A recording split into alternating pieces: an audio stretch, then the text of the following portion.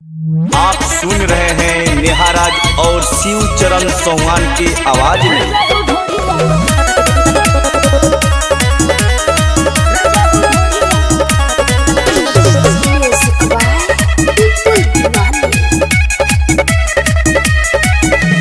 राते से दर्द उठे कमर में, का तू का देल एही उमर में।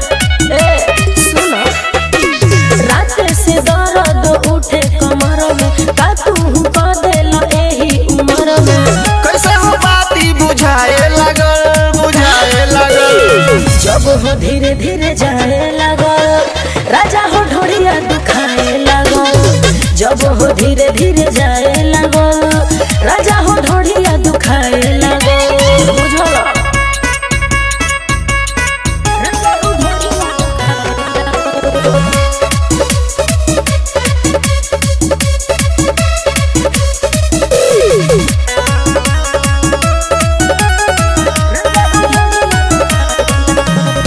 चिते तू हो जा सोना मुहे ने मोरना हफेनी हफर हफर राजा अब छोड़ना। ना बोलबू।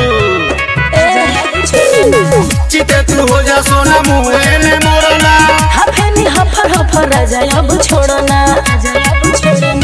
ताजा ये चीज मुरझाए लगल जब हो धीरे धीरे जाए लगल, राजा हो ढोड़िया दुखाए लगल। जब हो धीरे धीरे जाए लगल, राजा हो ढोड़िया दुखाए लगल।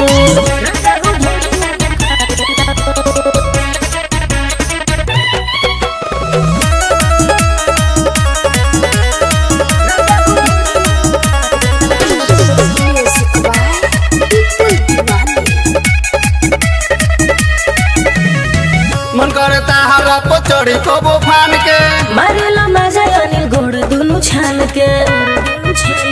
अरे सुधार जा। मन करता हरा पर चढ़ी कबो फान के मारेला मजा अनिल गोड़ दुनु छान के। लगत कौनो सिखाए लगल जब हो धीरे धीरे जाए लगल, राजा हो ढोड़िया दुखाए लगल। जब हो धीरे धीरे जाए